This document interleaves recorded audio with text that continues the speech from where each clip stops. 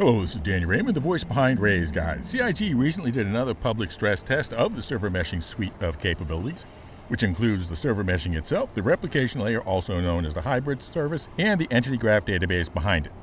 Everyone had their own experiences, of course, so here's mine. The initial 6-server 100-player baseline was fine.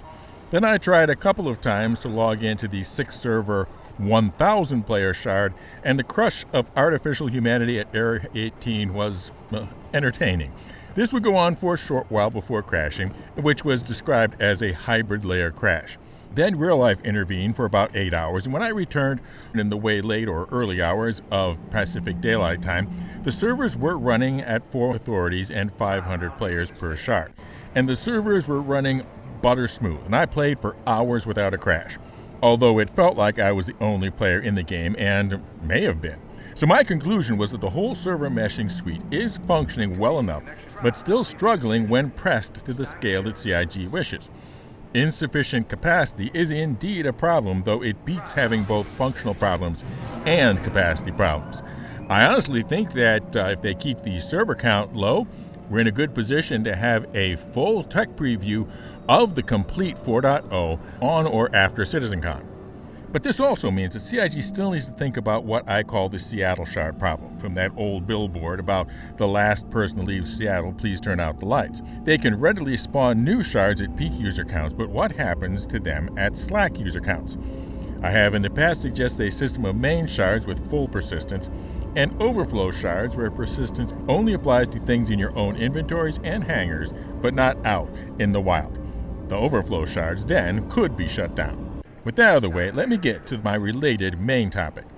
Now, CIG hasn't come up with a separate trademark for server meshing test, so for this discussion, I'm going to lump it all in with the rest of the Starengine trademark. So when I say Starengine, I'm referring to the whole enchilada of back-end client and server technologies involved. And some folks, after the very flashy Starengine demo a year ago at CitizenCon, speculated that it was all part of a plan to commercialize it, although I mostly saw it as a way to completely dunk on Starfield and all of its loading screens. But that still leaves the question, should CIG sell Starengine? Which of course requires at first asking, can CIG sell Starengine? Because of course Starengine is based on Amazon Lumberyard, which is itself based on Cryengine. Most advanced computer technologies are Matroyska dolls of layers of technology, some of which are either licensed publicly or whose patents have expired. If you remember the infamous Cryengine lawsuit, the central claim was that CIG was still using Cryengine code, but didn't have a Cryengine license. But then Amazon said that when they bought Cryengine, it included the right to resell it, and thus CIG did buy a license for Cryengine through Amazon. After that, there was just a handful of side issues that were soon settled out of court. So did CIG get a license to resell Lumberyard from AWS? I doubt Amazon was that generous or sloppy, but that means just that CIG would have to tell customers that they had to buy both. Again, not that unusual a requirement. So with the can question out of the way, we get to the more complex question of should. In general, there are 4 things that companies can do with technology that they have created.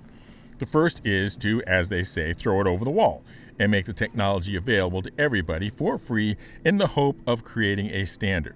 In the right situation, this is less crazy than it sounds.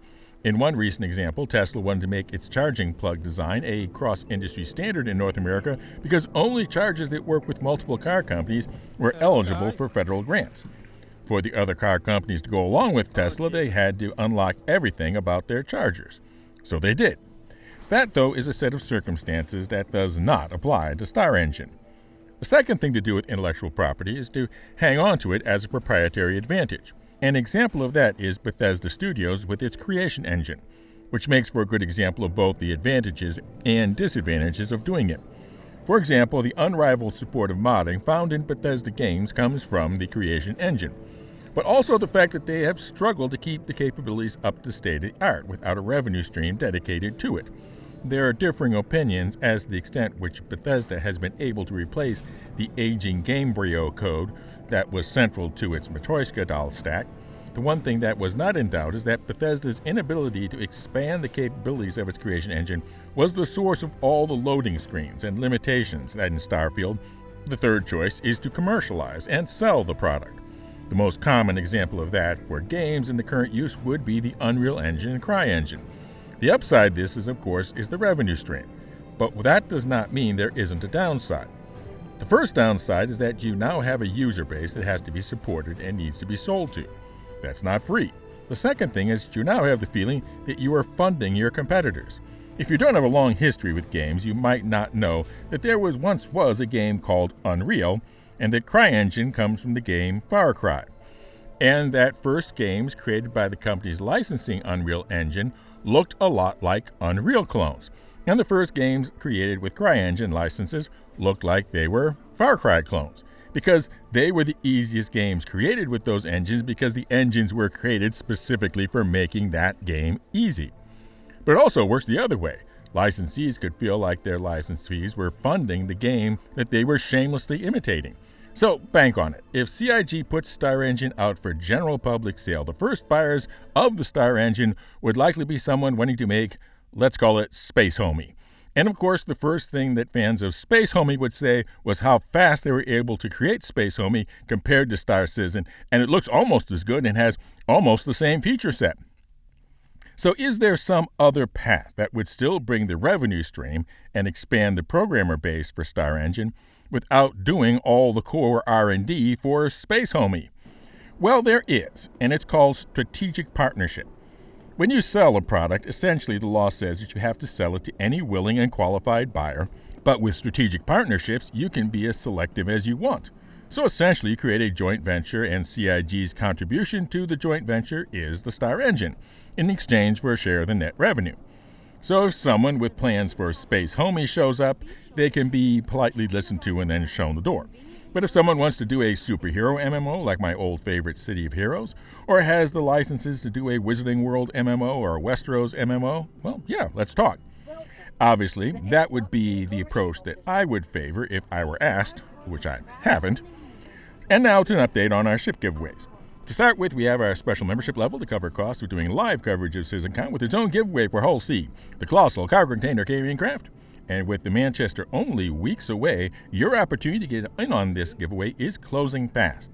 Also, existing See You at CitizenCon members, there is a post on the channel for picking what your recognition button will be. Plus, we have our regular Go to the Channel ship giveaways for the Zippy Zazzy Zaptanks Ever, the Zeus 2 cargo, as well as further on the marvelous multiplayer multi-role mining meta, the Erasta. 1 entry per video. Be a member for automatic entry with each video, or subscribe and comment, somehow including the secret word. And the secret word for this video is the fictitious game that I thought would be the first one built if they sold Starengine. Fly safe, keep it real, and I'll see you in the verse. This is Daniel Raymond for Ray's Guide.